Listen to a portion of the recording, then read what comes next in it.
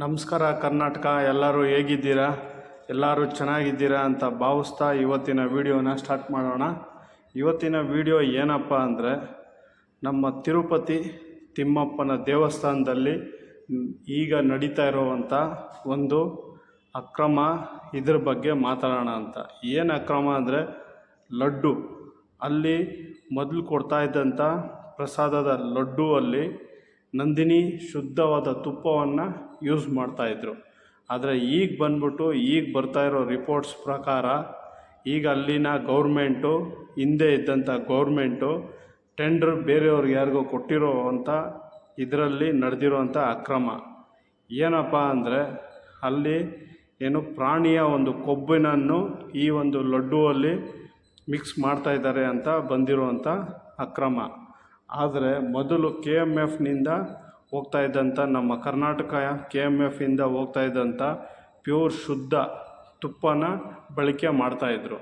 ಆದರೆ ಯಾವಾಗ ಈ ಒಂದು ಗೌರ್ಮೆಂಟು ಚೇಂಜ್ ಆಯಿತು, ಆಗ ಬೇರೆ ಒಂದು ಟೆಂಡ್ರನ್ನ ಕರೆದು ಕೊಟ್ಟಿರೋವಂಥ ಸಂದರ್ಭದಲ್ಲಿ ಆಗ ಅಲ್ಲಿ ಪ್ರಾಣಿಗಳ ಒಂದು ಕೊಬ್ಬನನ್ನು ಇಲ್ಲಿ ಮಿಕ್ಸ್ ಮಾಡಿರೋವಂಥದ್ದು.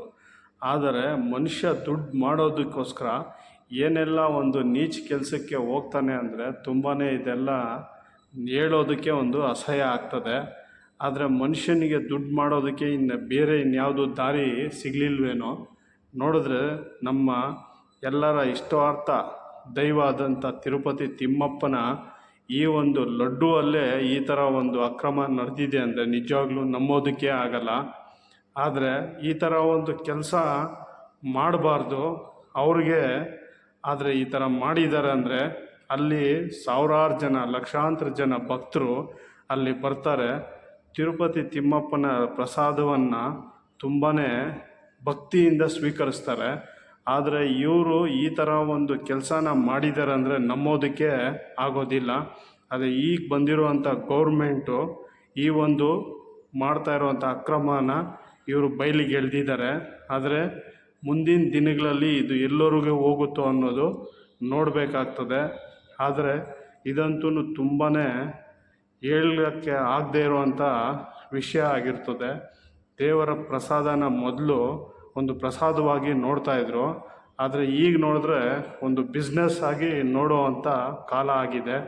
ಯಾಕಂದರೆ ಮೊದಲು ಪ್ರಸಾದನ ಚಿಕ್ಕದಾಗಿ ಜನ ಚೊಕ್ಕವಾಗಿ ತೊಗೊತಾಯಿದ್ರು.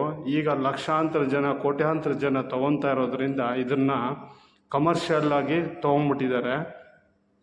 ಆದರೆ ಈ ಥರ ಒಂದು ಘಟನೆ ಆಗುತ್ತೆ ಅಂದರೆ ನಿಜವಾಗ್ಲೂ ನಾವೆಲ್ಲ ನಂಬೋದಕ್ಕೆ ಸಾಧ್ಯ ಆಗ್ತಾಯಿಲ್ಲ.